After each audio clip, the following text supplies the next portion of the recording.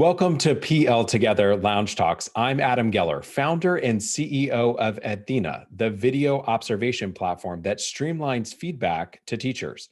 Today, we're joined by Nina Gilbert. She's a former classroom teacher who's now the director of the Center for Excellence in Education at Morehouse College. Nina, thanks so much for joining us. Thank you for having me, Adam. So let's kick it off like I've been doing with others that have joined us on PL Together with some good news. Tell us about something that's giving you energy or exciting you or inspiring you that you've heard about an educator or something happening in education. Yeah, so I happened to sit in on a class last night. It's EDU 312. It's a new school design. One of my professors um, invited me to listen to projects that were being presented by his students. And the goal of the course is to help students understand all that's required if anyone wants to develop or build their own school, whether it's a homeschool, charter school, private school, or an after-school program. Um, the feedback that students gave after that was that this had been their favorite course during this COVID time because it was hands-on. It allowed them to interact with their peers. They were able to interact with real practitioners, folks who were educators and not professors who were just who shared just theory and philosophy with them. So I was inspired that this adjunct professor had done such a great job of engaging his students, and that their projects and case studies really, were engaging and exciting for them, and it was something different during this remote learning period. It's interesting that you bring up this example or this anecdote from a class about school design because that's something that you have a bit of experience A in. little You've actually launched a school that became a network of schools. It was a single gender school in the Atlanta area. So I guess tell us a little bit about the type of thinking that goes into designing a school model that might be relevant for educators that are thinking about redesigning what instruction looks like right now during the pandemic. Absolutely. So I was a teacher and an administrator in a fairly large metro Atlanta school district. Um, and most would describe this school district as being high performing. However, there were pockets of poverty in this district. There are some schools where some schools were identified as underperforming. And I recognized that some of our students in this district, this very large, well-resourced district, they were not having all of their needs met. And after about 10 years, I decided to leave the district and work with um, families that felt like they needed additional support that the school district had not provided. I didn't know anything about starting a new school. My schools were charter schools. I knew very little about charter schools. There were no charter schools in my district, but I knew that there were families who needed something more. So the thinking that goes into that really is like, am I cut out for this, right? Can I recreate the type of instructional environment that will be beneficial for all students? And so I spent about 2 or 3 years just working through that design, and ended up in a fellowship program and went to Boston for a year to work through all of the components required to get a school approved and opened. So it sounds like, um, it sounds like one thing you had that teachers today may be feeling like they don't have when it relates to the pandemic is the luxury of 2 to 3 years to plan for how to respond to the pandemic. But, Yeah, but I think this idea of planning may be important. Maybe we can focus in on that because I when I think about the process of starting something new, whether it's a whole school or maybe if you're in another context, it's something smaller. You may think of that process of starting something new as throwing a lot of spaghetti on the wall and seeing what sticks, and yet there's still a plan on how the spaghetti gets thrown and on how you know if it's sticking and how you clean it up when it doesn't stick. So, how can we translate some of that kind of planning into how we are, in some ways, reacting and planning for what's ahead as part of the pandemic and our response to educating students right now? But let me go back a bit because I kind of glossed over a lot, right? Like a lot of the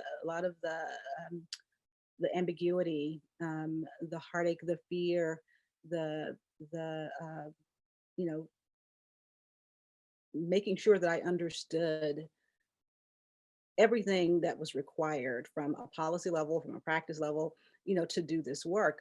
But what I glossed over that I feel like is relevant now is a sense of urgency, right? I serve students who were either students with disabilities, students from disadvantaged communities, students who probably did not have equitable access to rigorous courses or college level coursework. And I felt this urgency that these students needed me and they needed the model that I wanted to design. And I also was a mother. And as a mother, I knew the type of school my own daughter needed um, did not exist. Right. So I felt this urgency to make sure that this happened um, by the time she needed a great middle school. I also worked as an administrator at the alternative school that happened to be 99% kids of color, right? And it's not that kids of color ended up at this alternative school because they were more likely to violate the code of conduct. They were just more likely to end up in the suspension and expulsion pipeline. And I knew once those students were appropriately engaged and supported, that they could perform at high levels like any other student, right? So I felt this passion and urgency to do something for students who I saw in this school to prison pipeline. And these were not students who were all coming from underprivileged, broken homes, right? These were students who were probably, some would have been first generation high school graduates or first generation college students, but I had good friends of mine and we'd had these conversations that our kids may be, as people of color, our kids may be the first generation of students who are not more educated than their parents because we're finding middle class, Black and brown families not having access to the courses that the non-minority students had. And so for me, there was this urgency to build the type of school that all students would be able, where they could thrive, right? And I needed to do that in time for my own daughter to attend that school. I think now during COVID, there's still this sense of urgency around lost learning time. Like, what are we going to do until we're able to gather again? What are we going to do until there's a vaccine? What are we going to do while students are not in school learning in a face-to-face environment? And so we have to reimagine what teaching and learning looks like, how we assess students, um, how do we, make sure that their social and emotional needs are taken care of. I felt that same type of urgency, 15 years ago now, when I, imagined starting my own school. I like that kind of focus on urgency because as I was listening to you kind of tell the story of the urgency for starting the school and kind of my probing before about the 2 to 3 years and maybe a little bit of the elbowing I was giving you, right? But it's really maybe it's the urgency brought to the scope of the solution you're trying to design. And so maybe teachers should and school leaders and district leaders think about the scope of the thing that they're solving for as doable. Maybe not, maybe it's not 2 to 3 years of planning, but it's 2 to 3 hours of planning on a tough problem, right? That like using that urgency to drive forward, and then within the constraints that you have, make sure that you're bringing the best solution possible. Mhm. It feels like maybe that's where you're pointing us to be Right. thinking right now. And there are many milestones in that 2 year time frame, right? So I didn't spend 2 years just, up, on a mountain somewhere, just thinking about this. I had to, in those 2 years, build a board. I had to um, um, um, do the landscape analysis and needs assessment of my community. I had to generate community support and make sure that I raised money. So, although I spent 2 to 3 years planning, there was also a lot of work. And 2 to 3 years sounds like a lot of time when you tell someone how long it takes to do something, but time passes really quickly, right? And so, just to think about, where we are during this COVID-19 crisis, we stopped face-to-face schooling, at least at my campus, in March. And we all thought we'll be out for a short while and we will be able to at least come back together by summer. No, it didn't happen. And then we thought surely by fall semester we will have face-to-face classes again. It did not happen. And now we're looking at starting classes again in February, face-to-face possibly, maybe hybrid. Well, March will mark a year that we've been, so that's a full year. And if we've done nothing during that year, but think about the good old days when we used to, have face-to-face school, we've wasted time.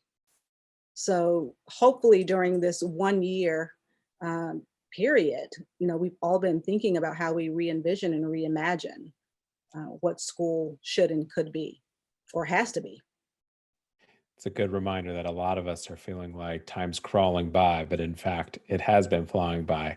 We have to take a break. If you're listening to this conversation and you want to hear about what we talk about next, or you're curious about other conversations that I've had with other education leaders, head over to pltogether.org for the rest of this conversation as well as others. Nina, thanks so much for joining us. We'll be right back to continue our conversation.